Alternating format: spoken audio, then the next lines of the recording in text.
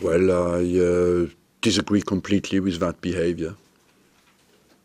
Is it something that's banned within the clubs, man? I don't know really what happened. I will need to have a chat with him about that. You know, there's two things. First of all, when you're a football player, you're an example, and as well, you don't do what damages your health. The fact that you can damage your health at home, you can smoke at home, and you can drink at home, and nobody sees it. But when you go out socially, you as well damage your reputation as an example. Have you had a chance to speak to him yet? No. What might you say to him? I will leave that between him and me. Arsene, is that a finable offence, though? Or is that just a chat with Wilshere? I don't know really what happened, so for me it's very difficult to come out on that. It's a question I face here that I didn't know about, you know. Could I ask you about Qatar 2022? It looks increasingly likely now that the games are going to be played in the winter. How's English football going to cope with that, do you think? How's Arsenal going to cope with that? Arsenal will do what English football decides, of course. We will adapt to the behavior of English football. To me it looks reasonable to play in winter, because the only thing that matters in there is the safety of people who go there and attend, the fans.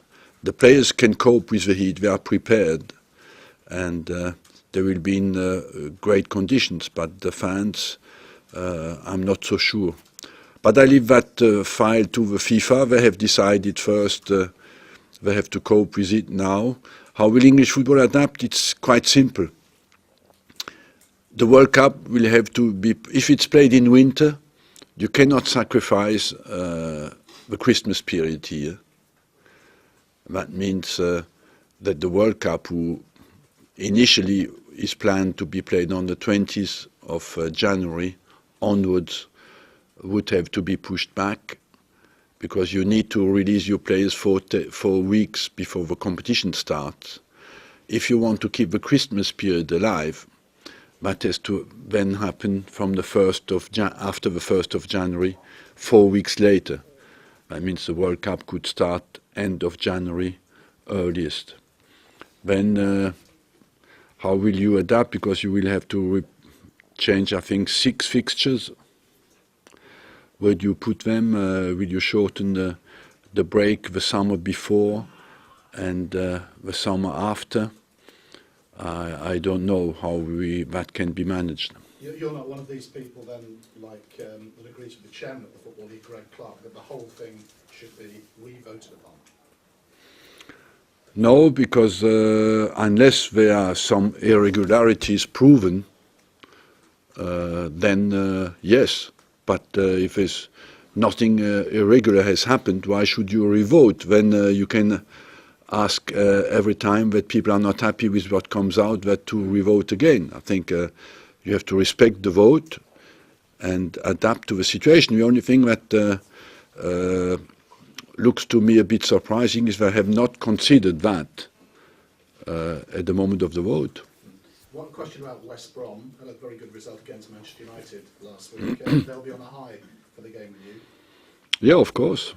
That's why I think the game will be very interesting, and it's a massive game for us, and it's an exciting game as well, because both teams have full confidence and have quality. Thank you. Arsene, Johan Cruyff used to smoke 20 a day, and he'd go out and turn in magnificent performances, but are things different? Look, Are things different now? No, it is. Yes, of course, things are different, because in England, especially, you don't need to convince me, because I must tell you, I travelled as a football player on coaches after games in France where you didn't see each other. Was so much smoke on the coach, you know. everybody smoked. But times have changed, and the health worry, the example, the role models from the football players' request has changed as well. And I must say as well, English society is very sensitive to smoking, much more than France, much more than southern countries, and so it's a bit more shocking here than it is somewhere else.